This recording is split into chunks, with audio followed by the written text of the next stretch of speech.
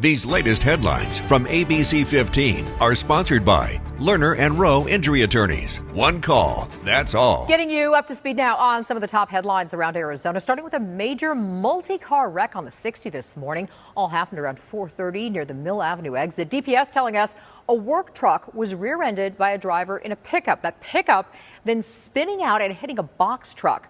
5 people were taken to the hospital with that pickup driver's injuries described as serious. Freeway was closed for several hours as crews worked to clear the mess. We're also tracking evacuation orders near the White Sage Fire. It's burning about 8,700 acres near Jacob Lake on the north side of the Grand Canyon. About 500 visitors to the canyon were evacuated safely by park staff. Officials tell us fire was sparked by lightning. It's not affecting the more heavily populated south rim of the Grand Canyon. And we're getting new details after a 2-year-old was shot and injured in Phoenix late Wednesday. Police documents show that child's father took the gun out to clean it, but became distracted and left the weapon unattended. Moments later, he heard a shot and saw the child bleeding from the upper arm. Good news here, the boy is expected to recover, but the father is now facing 1 count of felony child abuse. Taking a look now at some of the top consumer and business headlines around the nation, starting with an earlier than usual product launch for Apple. Tech giant is known for dropping its latest models in the fall, but a new Bloomberg report signals Apple is also planning another launch early next year. Apple is planning to release the budget-friendly iPhone 17e during the first half of 2026. The company is also reportedly planning to release multiple iPads as well as upgraded MacBook Pros.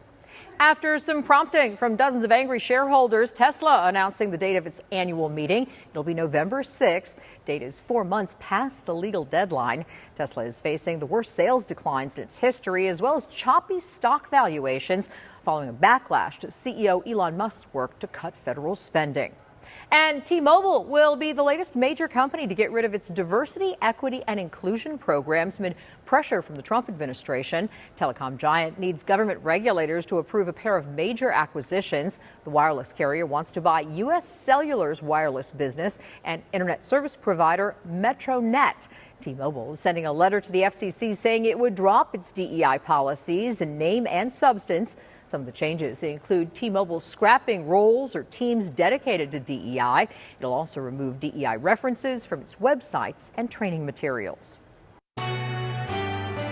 ABC15 listens, taking your concerns directly to the people who represent us. Andrea at Queen Creek writing to us to express her concern for her 92-year-old mother in a Chandler memory care facility. She tells us she's concerned a new law adding work requirements and making cuts to Medicaid. She wonders if it will mean losing important financing for her mom's care. We spoke with Senator Mark Kelly about Andrea's fears. I doubt like a 92-year-old person in a memory care facility is going to be rolled to the sidewalk. I want to be realistic about that. But there is some risk that some facilities could wind up closing if some of their patients, are not being funded, and then they find themselves in a horrible situation. Andrea also tells ABC15 she reached out to her Congressman Andy Biggs 3 times. The response from his office ahead on ABC15 News at 6. Skiing in the Arizona summer sounds like a fantasy, but Arizona Snow Bowl is making it a reality. Resort opening a new virtual reality ski simulator. Guests as young as 7 can experience skiing on a motorized platform, see it right there, that responds to body movement and creates G-forces similar to the real thing. Panoramic screens immerse you in a snowy landscape. Simulator is in the Gondola gift shop. Sessions are available daily starting at 10 a.m. for $20 per 15-minute session. Tracking your forecast, I'm Chief Meteorologist Amber Sellens. We are headed into a hot weekend here in the Valley, but should stay just barely below 110 for tomorrow here in Phoenix. We'll start the day at 88 degrees, climb to 103 by noon, and hit 109 around 4 p.m. as breezes pick up here in the Phoenix metro area. If you're hitting the pool this weekend, just watch out for the burn factor. The UV index is going to be really high here, and anytime between about 10 a.m. and 3 p.m., we only have about 10 to 15 minutes to be outside before before the sunburn sets in. No chances for monsoon storms in the valley, but we may see a few up north and out east in the heat of the day tomorrow. And then storm chances for us will return in your 7-day forecast as we head into next week. In fact, up to a 30% shot now for Wednesday, Thursday, and Friday as temperatures drop just a little bit below normal for this time of year. Look for a high of 105 on Thursday.